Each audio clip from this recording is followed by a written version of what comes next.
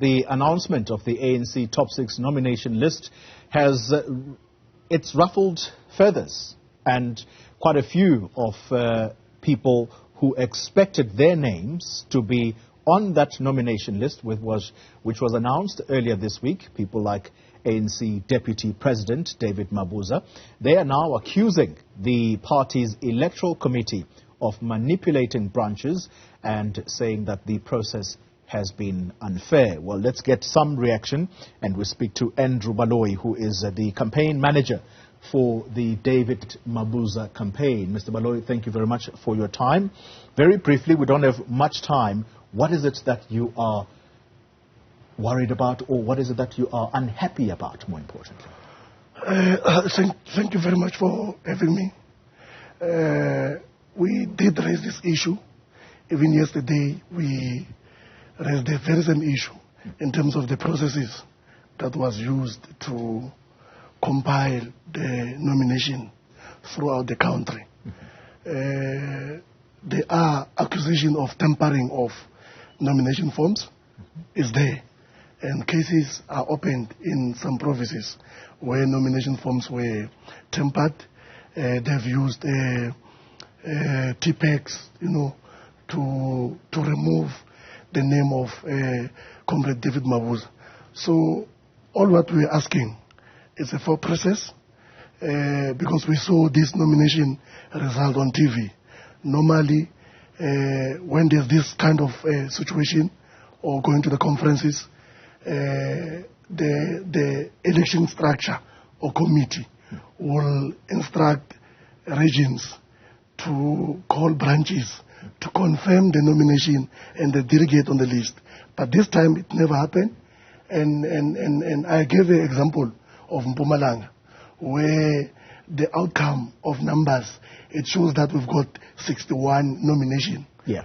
But in reality, because the chief lobbyist of this campaign is from Mpumalanga, is the treasurer of Mpumalanga, is sitting in the PEC, we have 138. Where's the rest? So it tells you that the process is not fair, and we want to fix this issue before we get to the conference. Maybe a simpler question is this.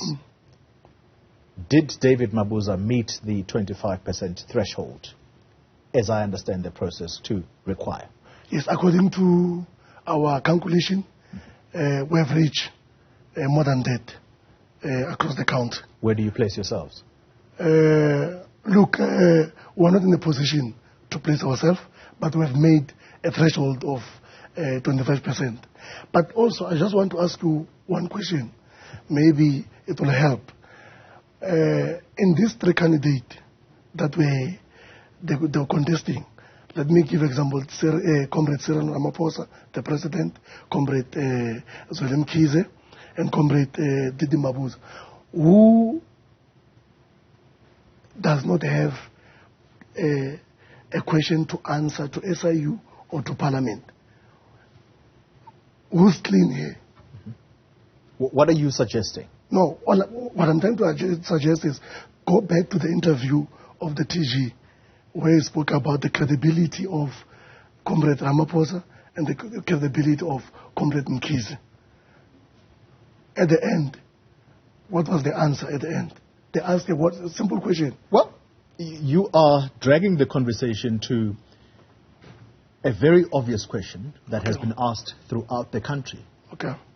So, and you're well within your rights, because that's what South Africans are asking. Yes. To say, these candidates, they are mired in controversy, but they are not charged. The ANC step-aside rule is very clear on that. But if that is the route you want to take, a person will ask the question, well, who's David Mabuza to ask that question? Because there are things that allegedly happened in Mpumalanga where he has not made himself available. I don't remember a single journalist who has sat down with him like this, unless you're happy to bring him next week. Can you bring the deputy president to talk to us? We'll bring him next week. Can we agree on a date? This is a public, a live interview. We're going to, as a team, we're going to talk to our candidate, then we'll confirm with you. Next week? Next week we'll confirm with you. But also... Is he back? From where? You tell me. Yeah. Comrade David Mabuza is around, healthy, and ready to go to conference. All right. One thing that I wanted also to try to clarify, we're not fighting with the numbers of any candidate.